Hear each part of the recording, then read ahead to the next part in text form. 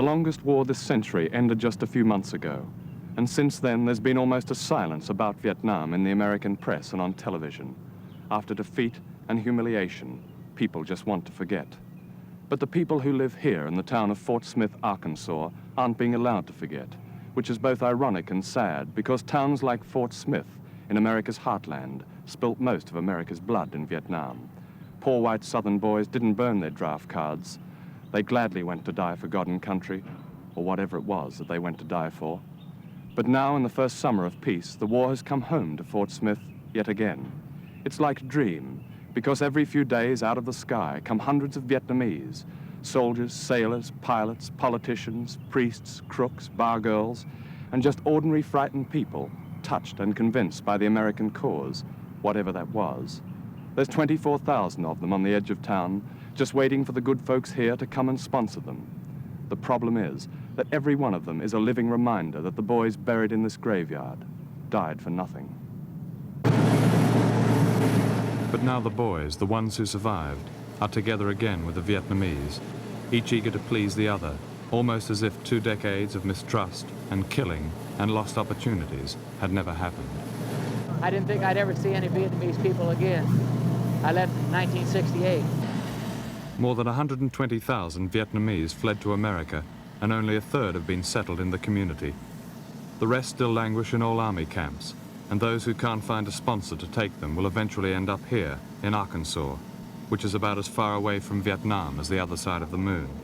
God only knows what the future holds for this confused and frightened old man. He and people like him are all that's left of an American investment of 20 years and 56,000 lives and $140 billion. Okay, kids, let's go. Follow me. Come on. Let's go. All right, come on. Big jolly GI, cute crying Vietnamese kids, together again, one having lost a war, the others their country, and perhaps at long last, needing each other. This is the United States. Welcome you, Vietnamese. All those years the Americans told you to fear the communists. Then at the end they told you not to panic, but you did. And so here you are in Fort Chaffee, Arkansas. Sorry about that.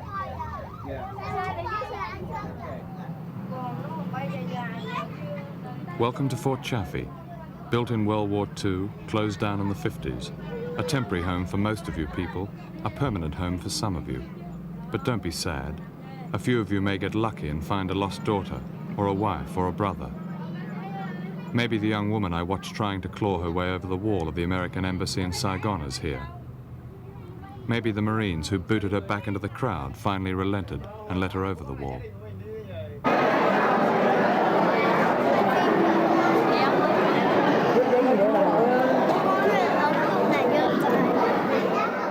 But don't be too sad. Compassion was never a big selling product in Vietnam. So maybe they'll sell you a different brand here in Arkansas. This is what they call processing. The photographing, the interviewing, the fingerprinting, as the great American melting pot prepares to receive its latest ingredients.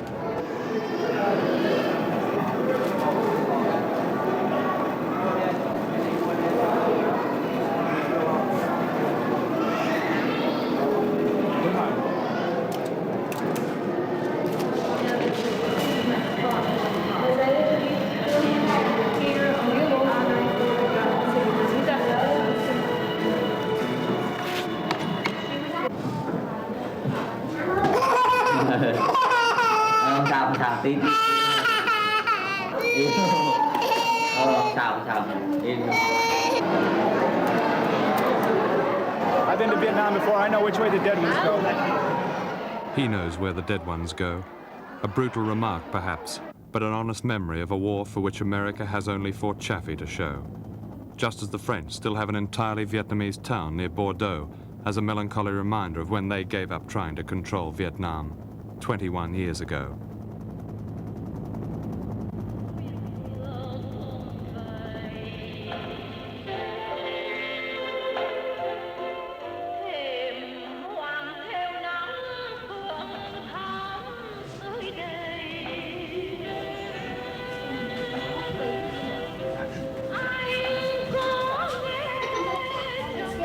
You know, this is my first wife's son. She's still in Saigon with my 4 children. And I'm here. It's too bad, isn't it? This man, whose wife's singing you hear, was a movie star in Saigon. He left because he knew he had to leave. He had made propaganda films for the CIA's infamous Phoenix program, under which 60,000 South Vietnamese officials were murdered for not doing as the CIA told them. Now, like all of them, with his memories, he waits for a sponsor, like a child awaiting adoption.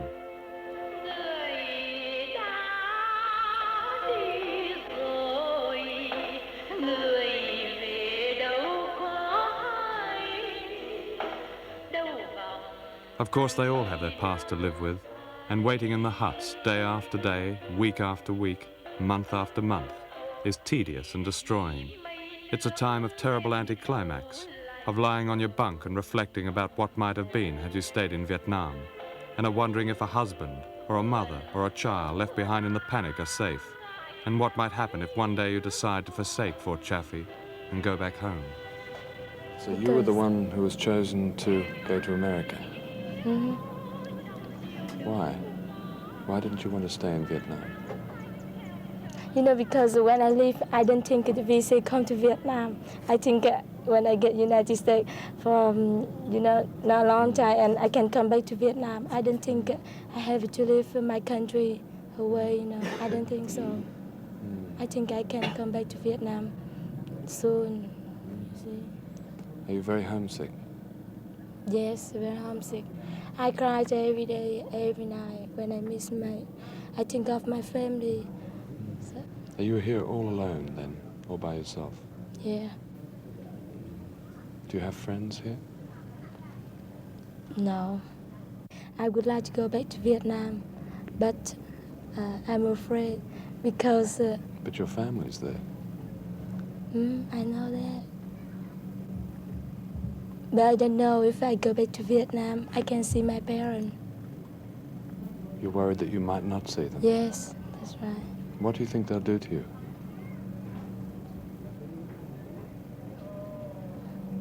I don't know.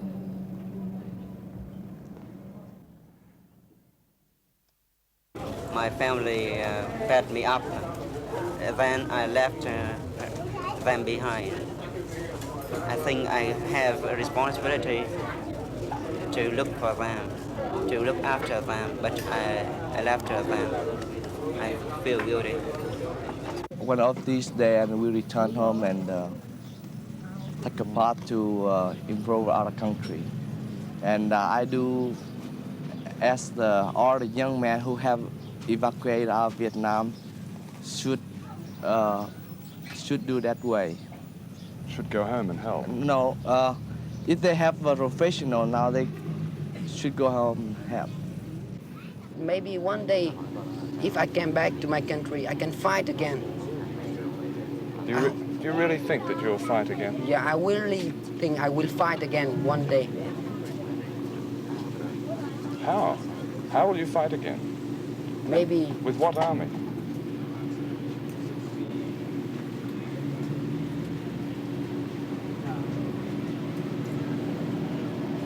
If we still mercenaries for us, we still, if somebody can support us for finance and army fund, we can fight again to gain our country. Aren't you dreaming? I'm not dreaming. I think it's true.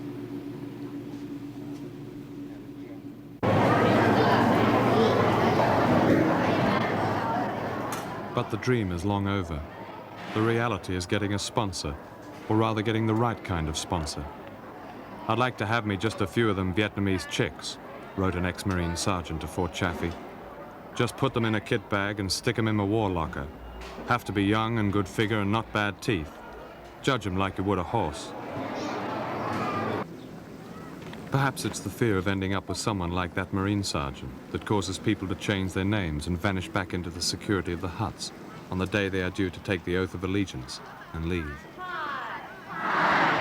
Do you fly a kite? Do you fly a kite? Do you fly a kite? Yes. All right. Hi.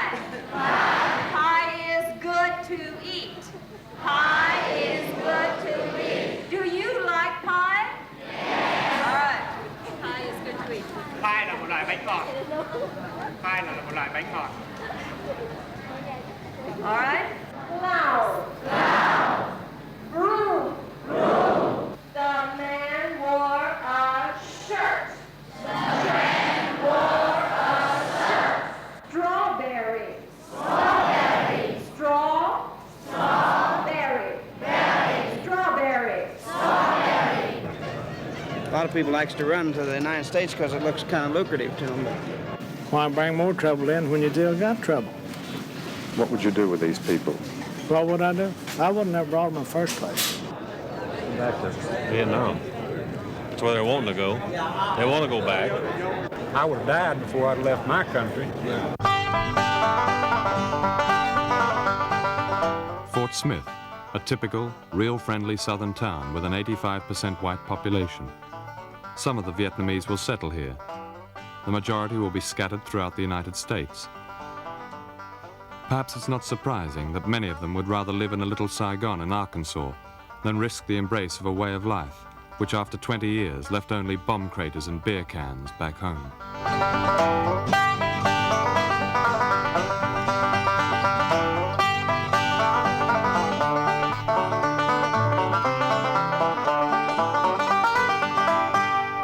Well, I don't have anyone on my farm. I'm all by myself. And I need somebody there to clean the house, do a little cooking. And when I come in from work, I'll have something to eat, you know. Yeah. So you don't have any wife or family out there at the moment? No, I'm divorced. My wife left. So you're all by yourself on the farm? Right. Now, Rose has got a 9-year-old son. How is that going to Well, I think later on he'll be a lot of help on the farm around there. Well, you might put him out with the cows. Cows, yeah. Yeah. Okay. What do you think they're going to say when Rose moves out? Well, my own personally friends, I don't think there'll be nothing said. I think they'll like her. Sure do. But, of course, we'll always have the gossip around town, you know. But I don't care what they say. I really don't. I don't care what they say. Because I like her myself. Why does Rose want to go with you? Well, I assume she just wants to, maybe us, we might get married someday. And she wants to get where somebody she likes. Could you tell them why you want to go with me instead of the other sponsors? I like them. You like Fred? Yeah, she likes me, she said. Why do you think she likes you, Fred? Well, I don't know. I really don't know. But I like her. I've talked with several out here while I've been out here. And, of course, Dr. Graham, my uncle, he met her first. And he seemed to think she'd be real good for him.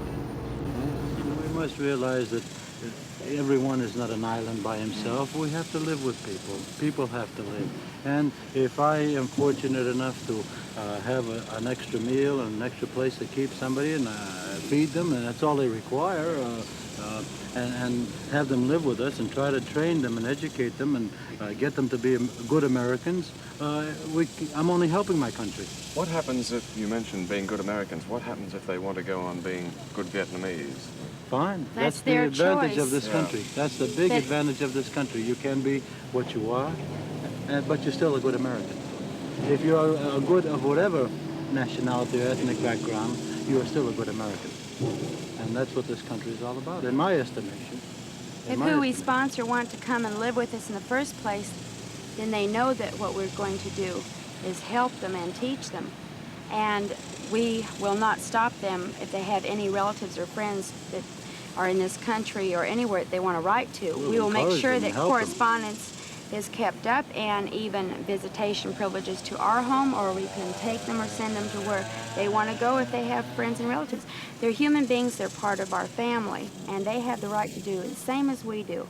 What hurts the most is Americans that are against the refugees and people sponsoring the refugees, because no American was an American except the Indian, and they're the worst treated in this country.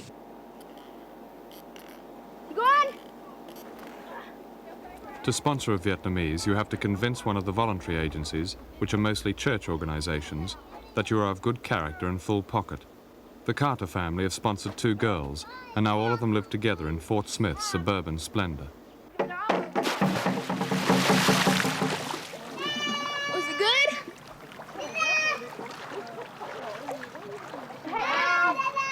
They want to be sure, the government's prime concern is that these people will not become welfare recipients. And so they want to do a small amount of checking. It really is not very large, but they do ask you what business your husband is in, or what, you know, if you have a job, what it is, so forth, and if you are financially able to keep them up. Otherwise, it is very simple, and they do not ask much else. So it's not legally binding at all. I mean, it is not legally they binding. can leave and you can kick them out. That's right. If they know, in a sense, well, to be brutal, they're at our mercy. They have no other way of getting out except through this method of being sponsored. And the sponsorship is just, it is a thing that you are helping them until they become financially independent. Like one of the girls that I'm sponsoring, I'm paying her way to go through college so that she can become financially independent, which will take, say, 2 years.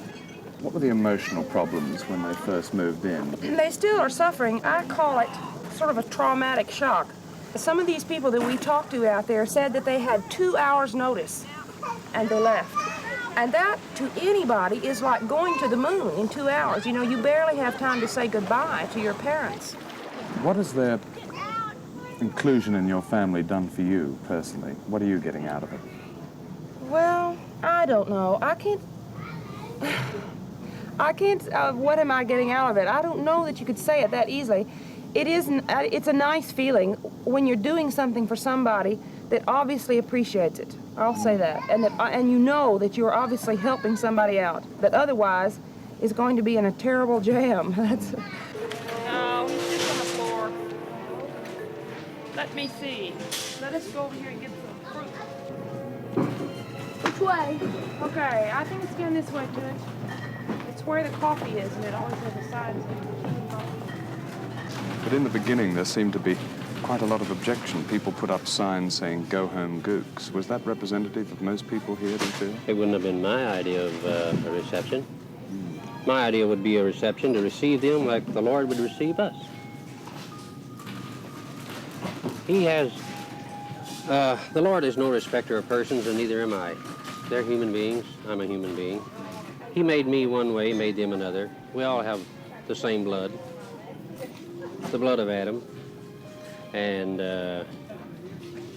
I love them just as like I'd love you or anyone else. Well, I mean, I didn't mind it because those people were in a war-torn country anyway, and I really didn't mind it myself. We heard there was a lot of objection at the beginning. Not me. I don't object to it a bit. Yes. Because I know I wouldn't want to be where facing those bullets. That's the way I feel about it. They have to live someplace, and they couldn't live in their own country, so I have no objection. Do you think they'll fit in with the community? Imagine so. Give them time to learn the language, you know. Do you think most people here will accept them? Well, I don't know. I don't know how they would. Only one I know I wouldn't mind it, but a lot of people I talked to haven't been too awfully glad about them. Heard some bad comments on them, so. But I haven't said nothing, so I think they're pretty nice. Yeah, we need some fruit. Sorry, Ashton brought all these people. Where's Ashton? Ashton there. Go get him. What kind of fruit you all like? Plums. I'm not asking you. I'm asking what kind of fruit do you all like? I believe most people just won't forget about it. It's all over. Have you forgotten about it? Except for the lives that were lost. I don't think anyone will forget that. Of course, I wasn't there, but you still have a feeling for those boys. What did you think when it was all over? I mean, did you feel? Well, I never did. Most Americans didn't understand that war. They were opposed to it. I was opposed to it. Yes. I didn't understand why we were there, and I thought the sooner we got out, the better. And I just thought, well, you know, what can I do? Well, there's one thing I can do. Yeah. We didn't win the war. No. They're left, and so maybe I can sponsor somebody. Yes. And Nam happened to be one that was by himself. Do you think he'll turn into a good all-American boy? Who knows? He certainly wants to be. He wants to be. Hi, Nam. How'd you sleep? Did you sleep? Yeah. It's good. What time did you get home on your bicycle? Yeah, by bicycle I got Midnight? midnight. The young man sponsored by the Spears family next door is called Nam. They can't remember his other names. His first job in America is at the Fort Smith International House of Pancakes. Nam left all his family in Saigon. He fled because he was frightened, and his regrets and his hopes are now kept well inside him. In 3 months, Nam has gone from chief accountant in a Saigon bank to dishwasher in a plastic food palace. In other words, he's fallen from near the top of his own society to the very bottom of the American heap. He's now a member of a minority, like the blacks and Spanish speakers, and the other Orientals who wash dishes in endless pancake houses across America. When I told Nam I'd been in Saigon and knew the bank where he was chief accountant, his face almost lit up. I don't know why I'm here, he said, but I guess I'll have to stay. All three of you are almost classic American soldiers. You're all volunteers. You've served several times. Are you still as proud to be an American as you were when you first went to war in Vietnam? As far as my ideology goes, it's shot, you know. The respect I once had for America, for the people that ran it, and things like that, that's just about down the drain, and they're going to have to show me, the politicians, the Army, the Marines, Navy, all of them are going to have to show me again that, you know, CIA, that they're worthy, that they're worth, you know, fighting for, respecting, and what have you. We go over there, you know, okay, we're going to stand behind you. We stood behind Vietnam, and then we pulled out and left them standing. That's like pulling the you know, the crutches out from a crippled person. It's the same thing as well, you know, my opinion of the whole thing. And it was a great loss. I lost a lot of real good friends over it. I would like to sponsor a Vietnamese family, but I'm not able, you know. I'm retired military and I'm going to school, but if it was all able, I would sponsor a Vietnamese family. I have no hostilities towards those people whatsoever. I think they're beautiful people. I really do. I'm still proud to be an American, don't get me wrong. As far as I'm concerned, it's one of the greatest countries in the world and always will be. I mean, it's got its faults, but it's still good. You know, I served in World War II. I was in the jungles for 3 years, in Guadalcanal and the Solomon Islands and Philippine Islands.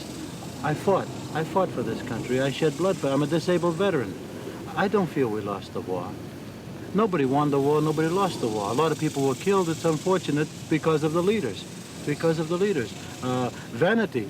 The vanity of the leaders is what caused all this. Neither one wanted to lose face. As several presidents of our own president said, I don't want to be the one who was president and we lost the war. So he carried it on and sunk more money and killed more people for the next president to take on the burden.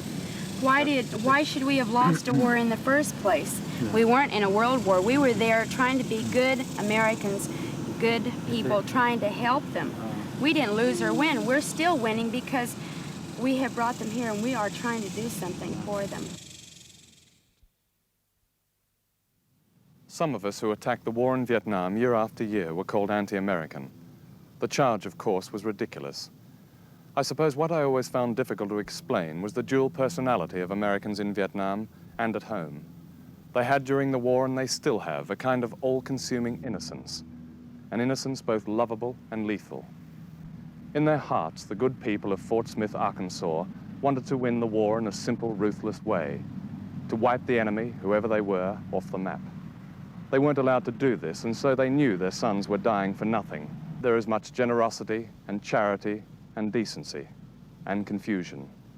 They still don't know why they couldn't win the war and why the world turned against them. Their innocence, both lovable and lethal, is exactly as it always was.